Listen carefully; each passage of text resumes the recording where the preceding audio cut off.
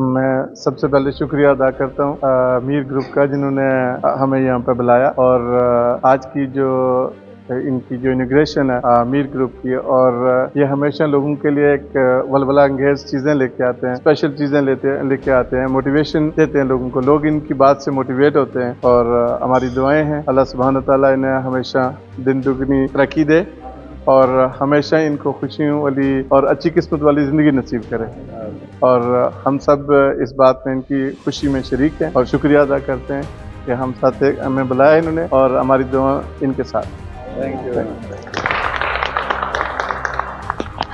I've been part of Dubai growth, and today watching the Meer Group investment of inauguration and hearing the stories about what they are willing and intending to do within Dubai and within the UAE across multiple sectors, this is really give us a great pleasure. And by all honesty, I think we, with the part of the governmental entities, we thank all the expats who are trying to come and make Dubai their own home and do the businesses, because it's really, this is what the UAE government is looking at, to be all nationalities living together under one on the land with all the tolerance and all the rules and regulations being followed by.